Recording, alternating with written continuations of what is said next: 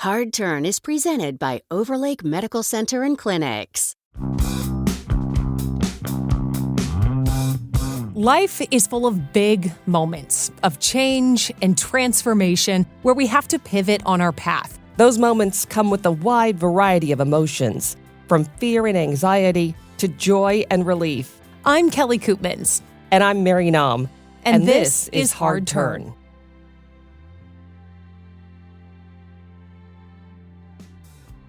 Welcome back to Hard Turn. My name is Mary Nam. I'm Kelly Koopmans.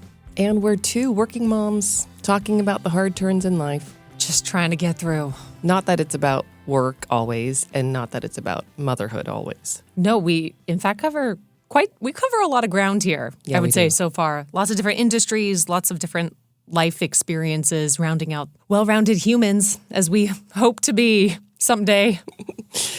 It's not always easy, but No. we try. So this week, my guest today, Kelly, her name is Julia Chu, and she is living a life that so many people can relate to. Firmly planted, dead center in the sandwich generation. Now, if people are not familiar with sandwich generation, what are we talking about here? So we're talking about people that are raising children and also helping care for their elderly parents. Do you happen to know any of these people?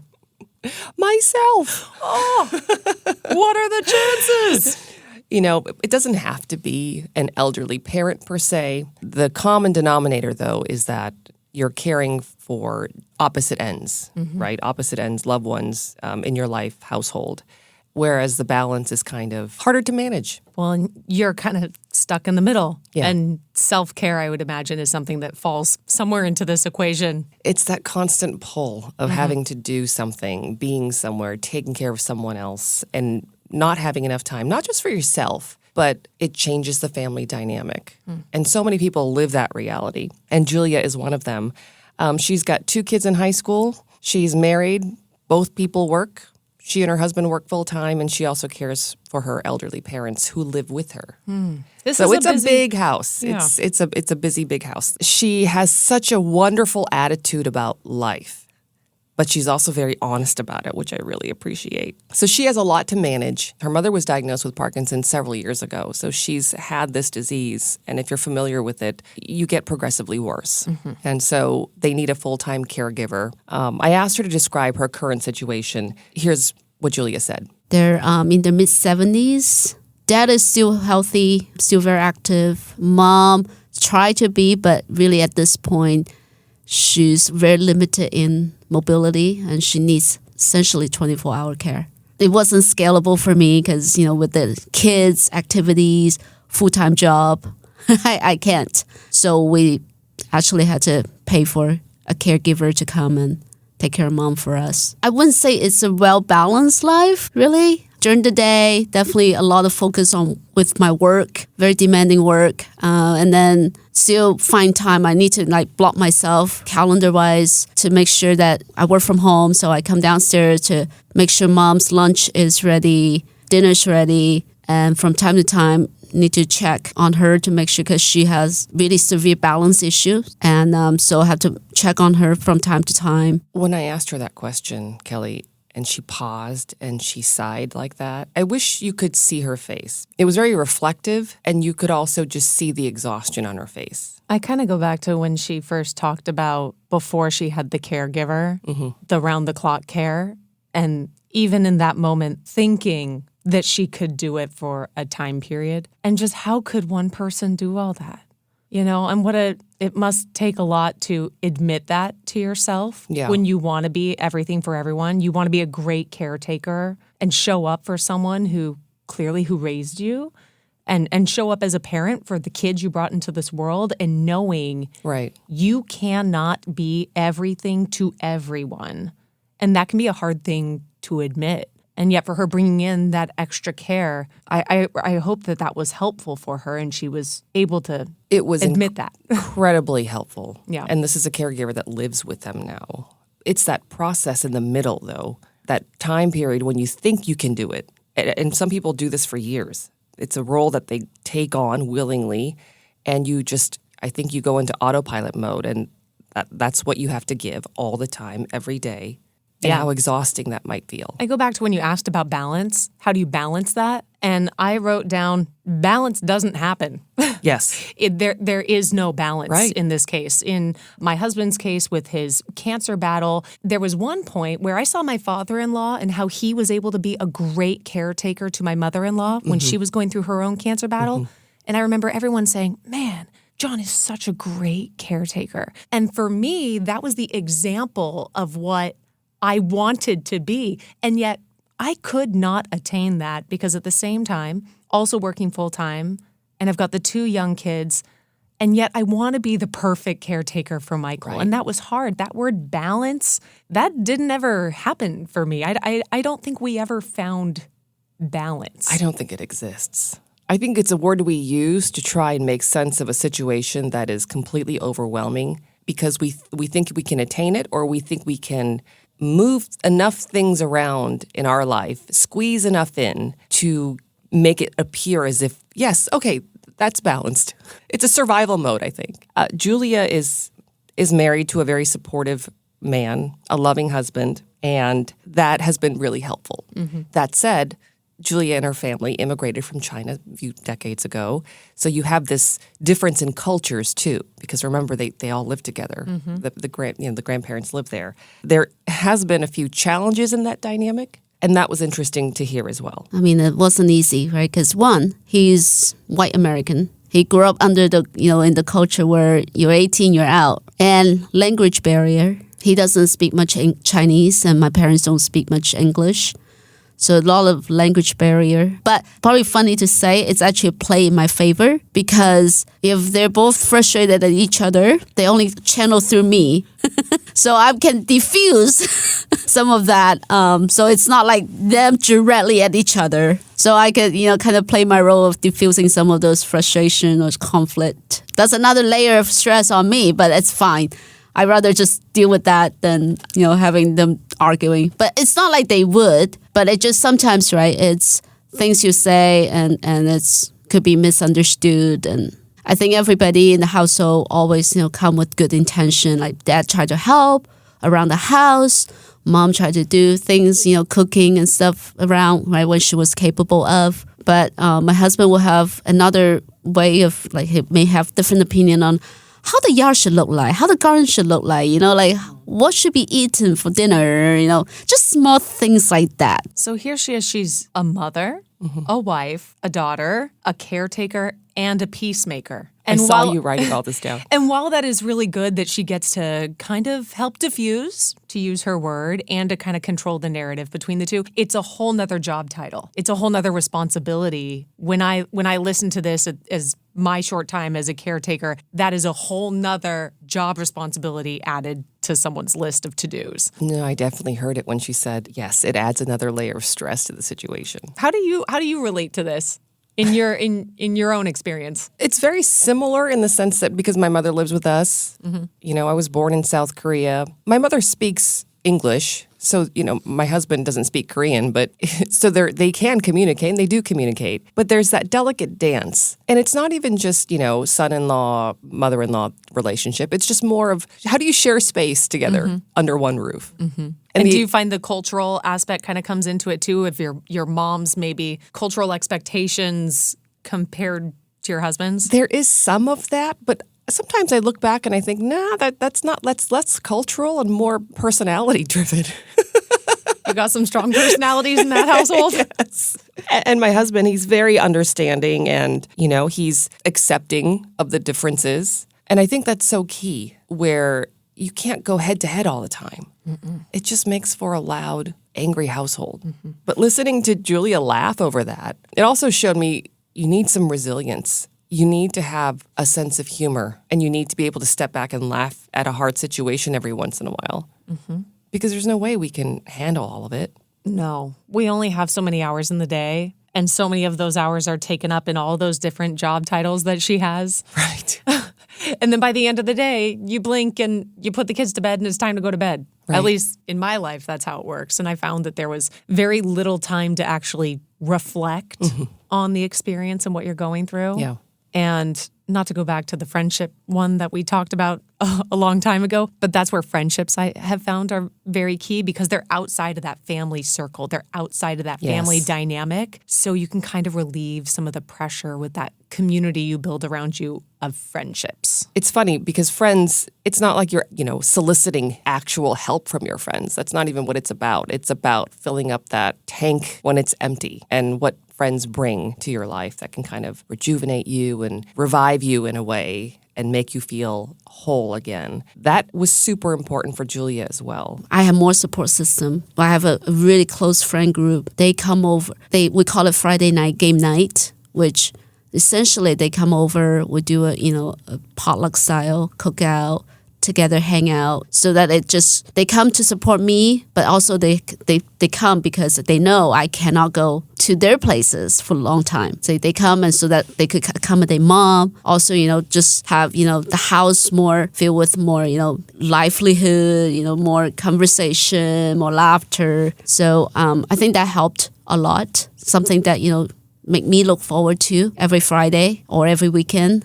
So knowing that these friends will come over and just hang out. I love that they all came to her house because they understand the reality of her situation. So they bring food and, they're able to spend time with her and everyone's having a good time. This is not one thing where everyone's trying to rally around Julia. It's pure friendship. It's pure bond. Everyone's having a good time. I could see how it would be very easy for Julia to be like, oh, I just need my space after a long day and doing so many things for so many other people.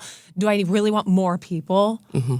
But to prioritize and carve out the space to say yes, to allow those people to come over and support you in that way. And you always feel good after you did it. Yeah. Maybe leading up to it, you're like, oh, I've got this other thing happening tonight. And really, I just feel so depleted. But once you go through it, when you say yes to the experience, yes to the support from friends, then you can feel connection again and kind of filling that cup back up, as you mentioned.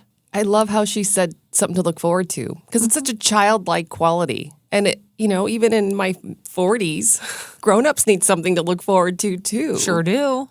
And it just adds so much fun and levity and joy and just fun back to your life. It just, sit back and relax and having to look forward to something. It's just such a cool, good feeling. I love that she has that.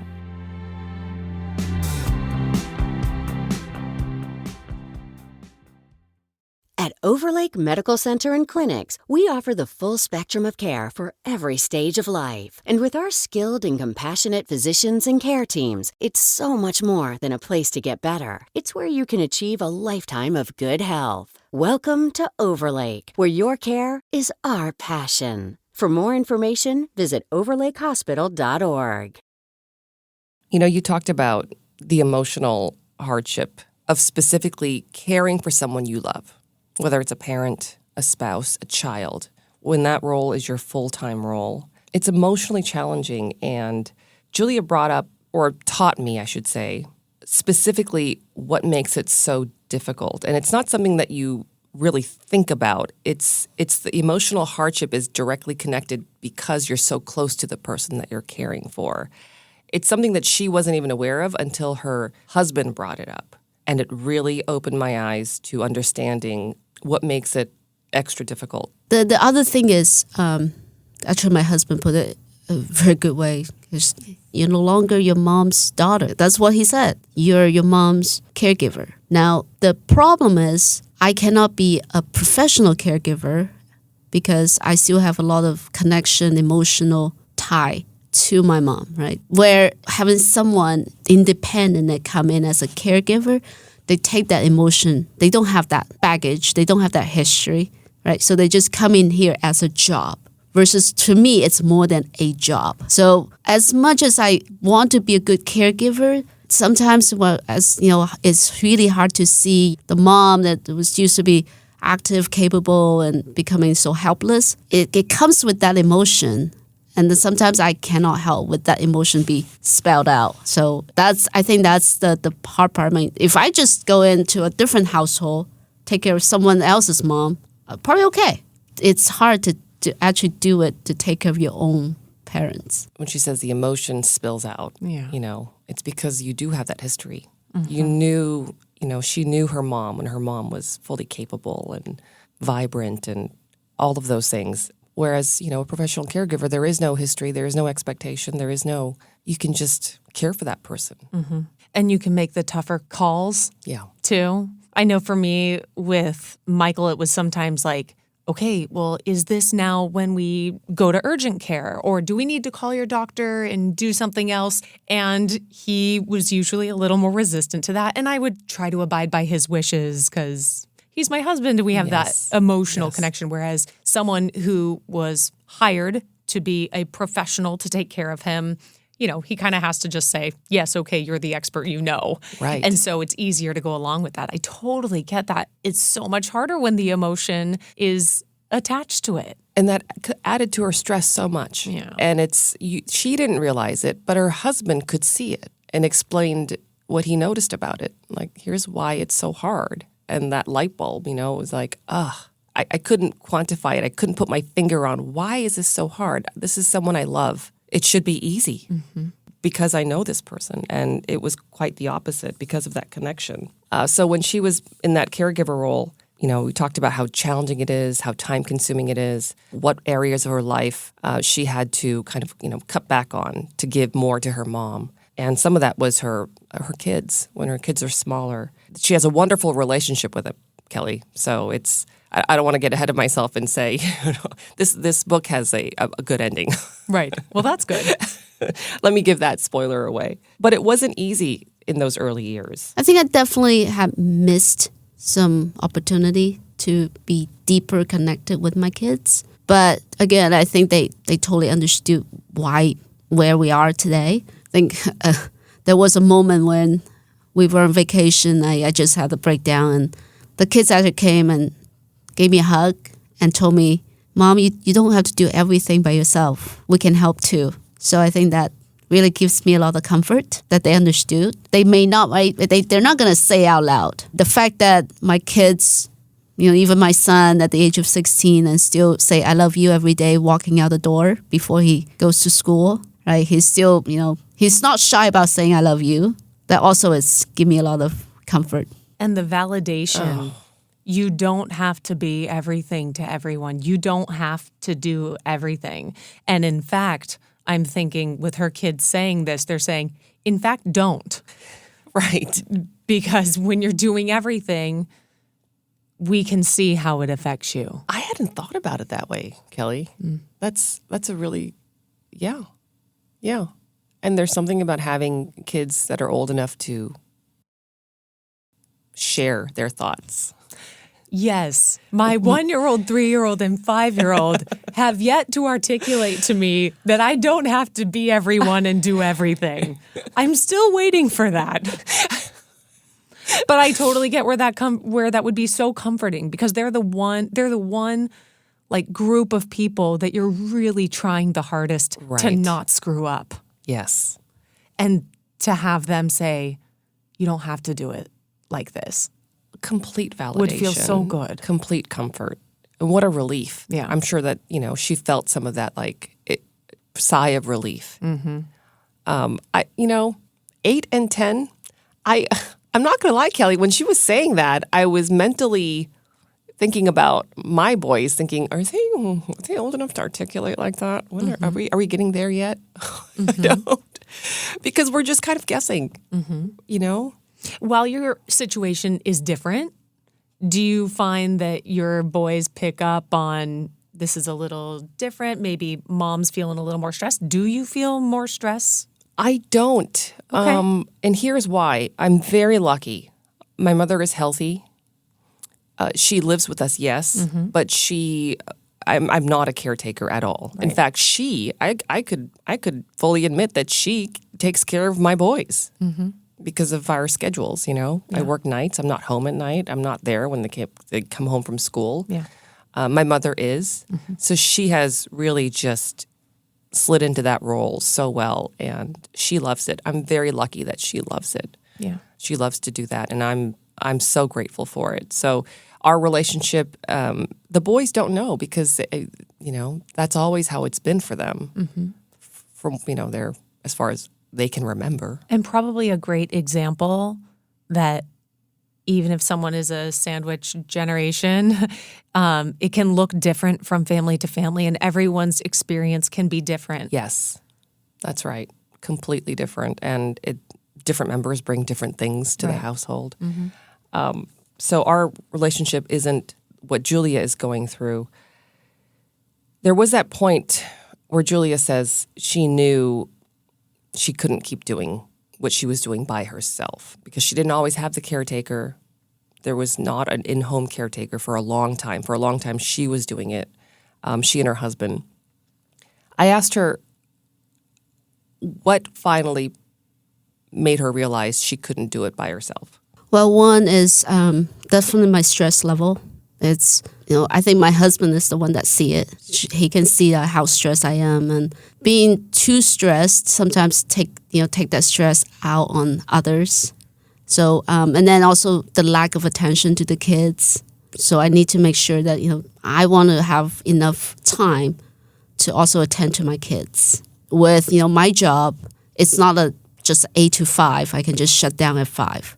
I oftentimes have to 5 o'clock come down, fix dinner, and then 8, 9 o'clock had to log back in and continue work. So it's a lot of stress already with the job. And so it's to that point, it's not sustainable for me.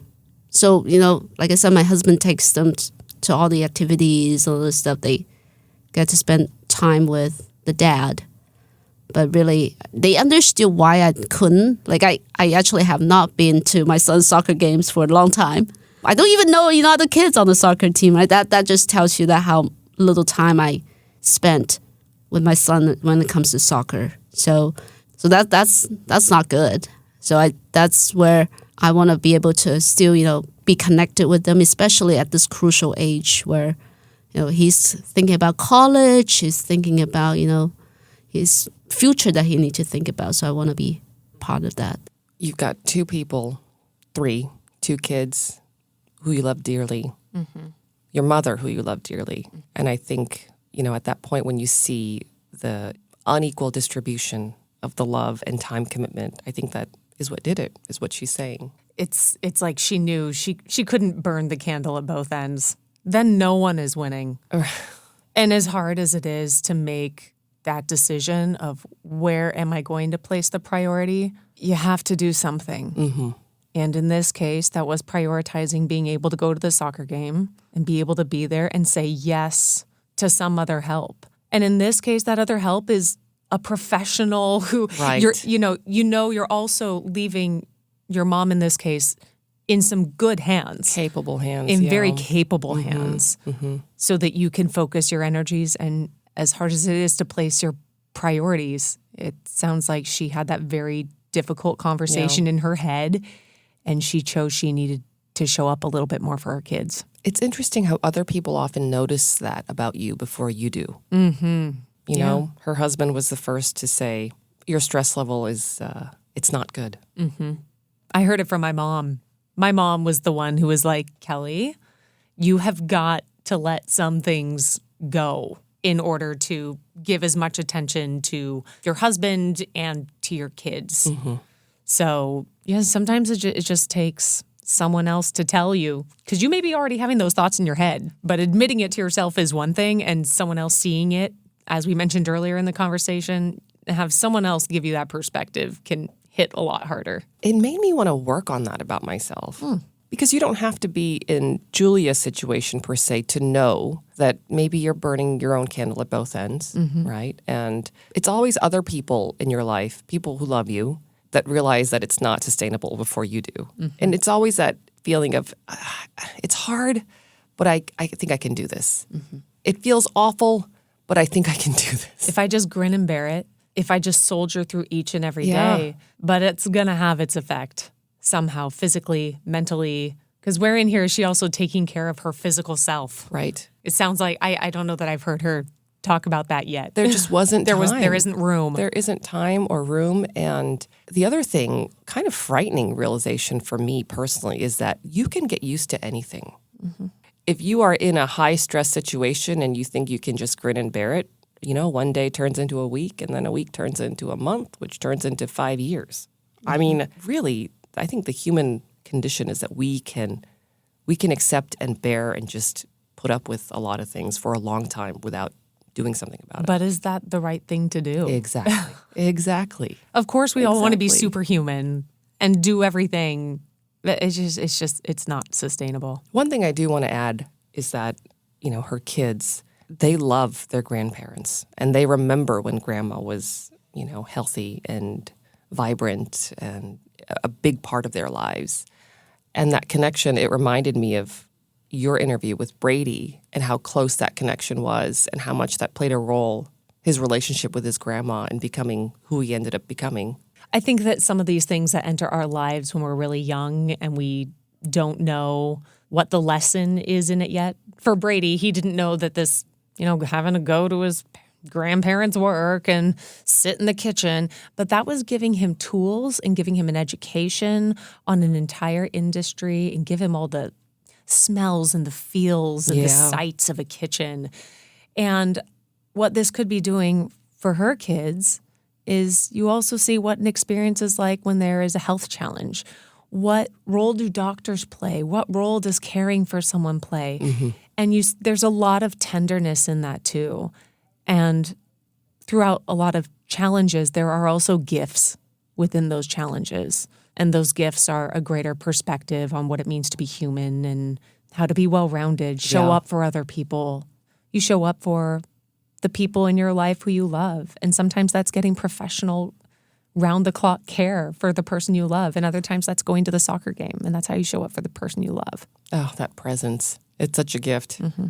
With my mother living with us, there were some parts where I could sense as the boys were getting older, they realized not everyone has their grandma in their house who speaks a different language and cooks something that's not pizza and hot dogs and spaghetti, And as they started getting older, I could sense a little hesitation, like when other friends would come to our house and, have you ever smelled kimchi?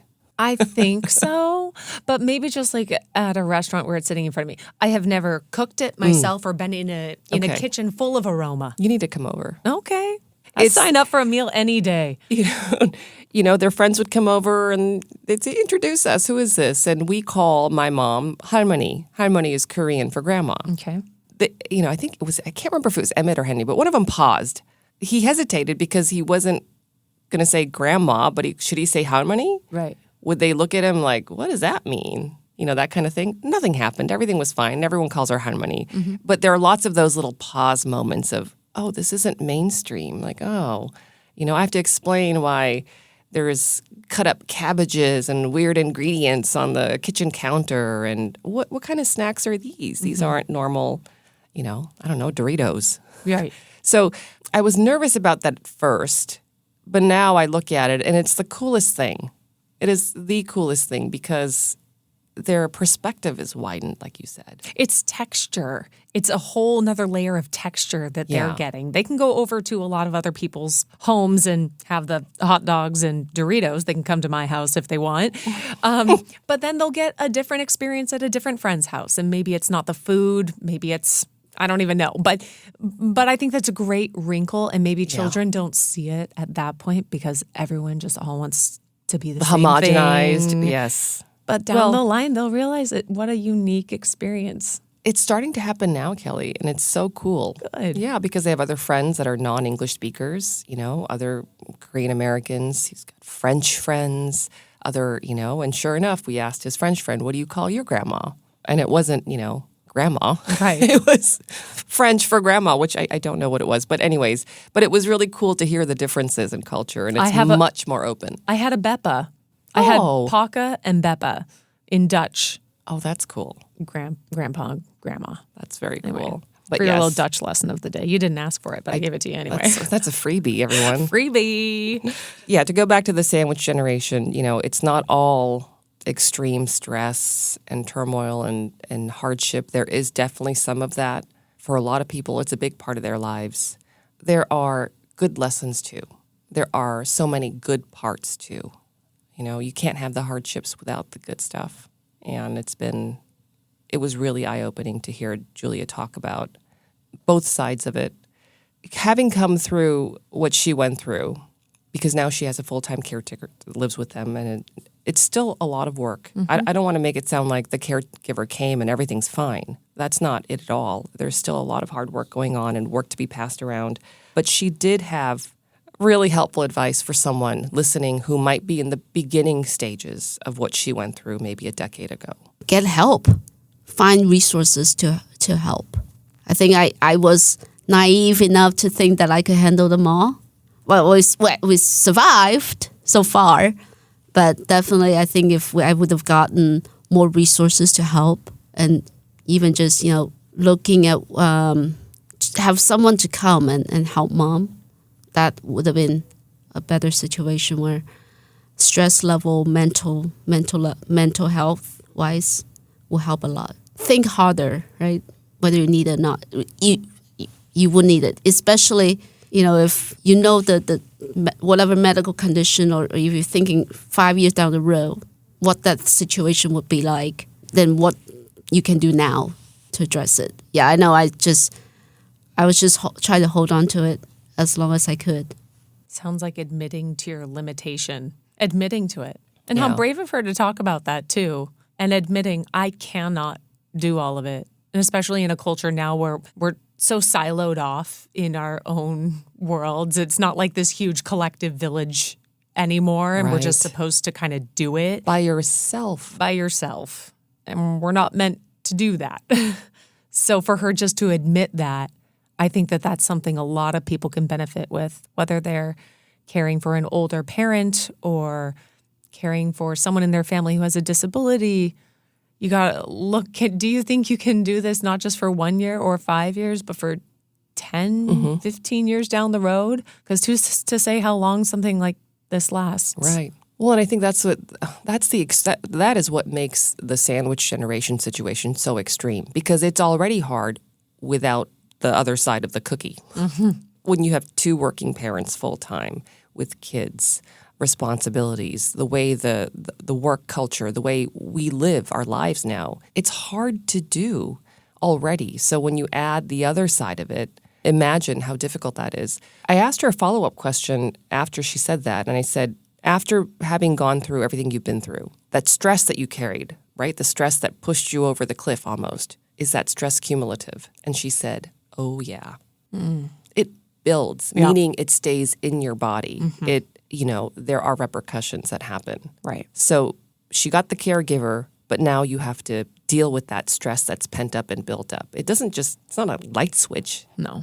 And it takes a lot of work, internal work, she says, to manage that and bring it back down so she's not always in survival mode. Which also takes time. And that's again something that she doesn't have a ton of. And people, when they find themselves in this situation, you don't have a ton of time. And it just keeps bringing me back to prioritizing.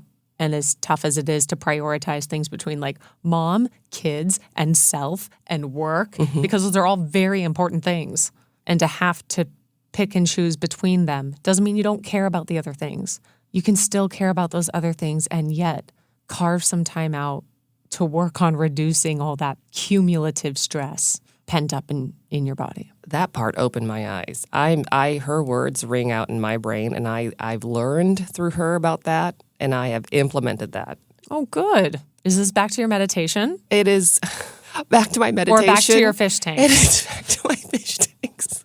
Some of that is the fish tank. I don't mean that, in a funny ha-ha way. Some of that goes back to my time, me time. What do I enjoy? Like, what does she like? Do you remember? Hello, let me introduce yourself to you. Hi, Mary. Nice to meet you. Here's what you self. like. Right. What do you like? What fills up your well? Yeah. And that cumulative stress part. I mean, I don't want to harp on that, but man, that was like cold water to the face. That was like, stop getting in denial about stress, okay? Because, it's not a light switch, and you have to do that work to bring yourself back down. And Open my eyes. stress has physical impacts on the body as well. And if you are wanting to stick around for a long time, excessive amounts of stress is very hard physically on a body. I want to thank Julia for being so candid about her experience. Yeah. And I really admire her. Yeah. How's her family doing right now? Have you spoken with her at all lately? They're doing well. How's her mom? Her mom, the caretaker has changed their lives for the better. Great. And her mom, she does, physical therapy, even with, I don't know how many years of Parkinson's. She's tried real hard to, keep the ability as best as she can. Her kids are thriving. Great. Her husband's awesome. Their dogs are great. But Well, that's the important part. The dogs are great. Good job. Hard Turn is a Sinclair podcast produced out of KOMO TV in Seattle, Washington. We're your hosts, Kelly Koopmans and Mary Naum. Our show is produced and edited by Jordan Rizzieri and Brian Petrus, with engineering support from Adam Bronstein, Bill Thesh, and John Reynolds. Production support from Eric Newell. For more information on the topics discussed in this episode and to stay up to date on future episodes, follow us on Instagram at Hard Turn Podcast and on X at Hard Turn Pod. You can follow Hard Turn on Apple Podcasts, Spotify, or wherever you get your podcasts. Do you know someone making a big change in their life? Share this week's episode. Your recommendation helps our show grow. So spread the word. Just some good sneezes. Thank you. This topic is nothing to sneeze at. No, it's not. No. Hard Turn was presented by Overlake Medical Center and Clinics.